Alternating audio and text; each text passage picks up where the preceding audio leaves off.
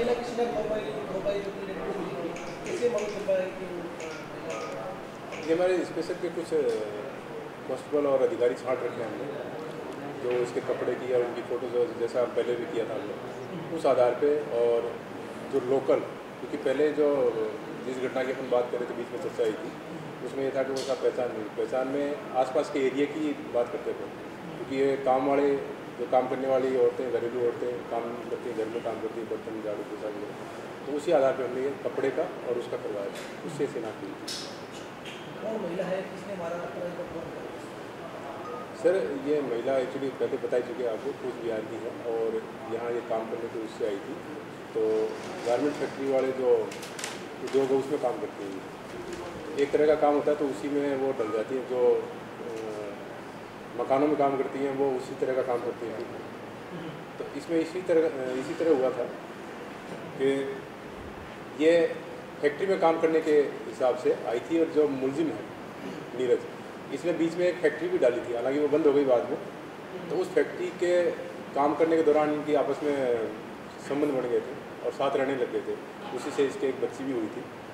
तो मेन जो इसका उद्देश्य रहा मारने का, वो क्या दोनों तरफ से पिस गया था। ये पिस गया इसलिए कि इस शादीशुदा था और इसके बच्चा नहीं था।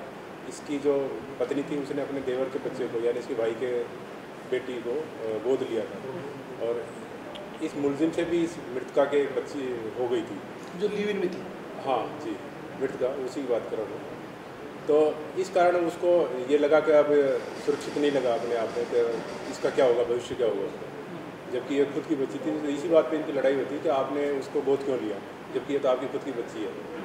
और ये जन्म जब इसका हुआ अपने सांगने सरकारी अस्पताल में, तो वहाँ भी पिता की जगह इसी का नाम है, जो रिकॉर्ड भी इससे मिला है।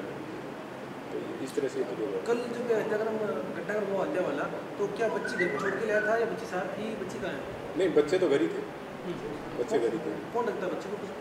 बच्चे के पास तो महिला ही थी और ये वहीं से आया था, क्योंकि जो पूछताछ हुई थी, जो भी संदिग्ध लोगों को लिया था हमने, उस पूछताछ में फिर उसकी तस्दीक की गई। तो तस्दीक से ये क्लियर हुआ कि कौन कौन झूठ बोल रहा है, तो ये झूठ बोल रहा था, क्लियर हो गया ये। तब इससे पूछा कि उस दिन कहाँ था, क्योंकि ये घर नहीं गया था जहाँ अपने पहली पत्नी के साथ रहता था। इसने बताया कि मैं वहीं था, टीवी देखा, सो गया, जबकि ये वहाँ नहीं था, शाम को 8:30 बजे से नहीं था वहाँ। तो तस्दीक करने के बाद क्लियर हुआ, फिर इससे पूछा कि कहाँ था, तब इसने बताया। कहानी तब समझ में आई कि इसने दूसरी शादी कर रखी है या दूसरी औरत के साथ रहता है, और जिसके साथ रहता है वो मृतका ही है, और इसको कोई पहचाने नहीं। इसी उद्देश्य से इसने जलाया था कि आसपास के कोई पहचाने नहीं इसको। जहाँ हत्या हुई है क्या उसी कमरे में रहती थी युवती? नहीं, उसमें नहीं रहते, उससे तो काफ़ी दूर है, करीब 2 किलोमीटर। वो फैक्ट्री एरिया है। हाँ, वो तो फैक्ट्री एरिया है। तो महाराष्ट्र ने रात को दिन में सुबह? नहीं, सुबह बुलाया था इसको, काम देने के बहाने बुलाया, क्योंकि ये भी काम करती है, फैक्ट्री में काम करती है, जैसा आपने बताया।